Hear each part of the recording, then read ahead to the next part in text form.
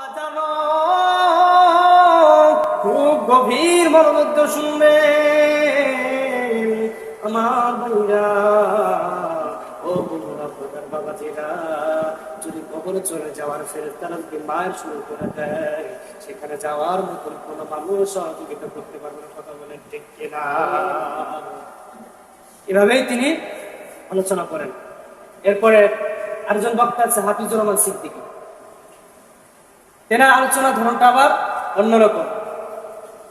এর যুবক ভাই, এর পর্দার আড়ালের মা, খুব মনোযোগ দিয়ে শুনবাম। এর যুবক ভাই, টুপি মাথায় দিলে মাথা গরম হয়ে যায়, তোদের চাইতে তো কম বুঝি না ভাই। দাড়ি রাখলে যৌবন কমে যায়, তোদের চাইতে তো কম বুঝি না রে যুবক।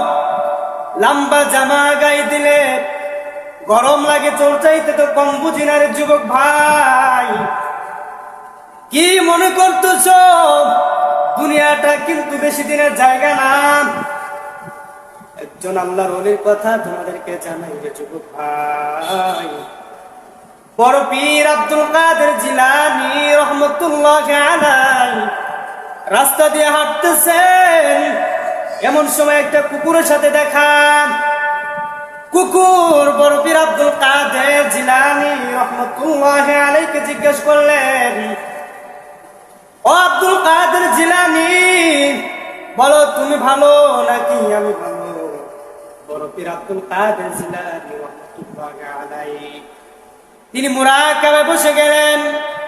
বললেন, এ কুকুর, এ প্রশ্নের জবাব আমি দিতে পারবো না। তার কারণ, আমি যদি এখন বলি কুকুর তুই ভালো, তাহলে কোরআন আয়াত উল্টা হয়ে যাবে। আর যদি বলি কুকুর তুই বড় খারাপ, আর আমি ভালো, তাহলে তো অহংকার আসিয়া যাবে।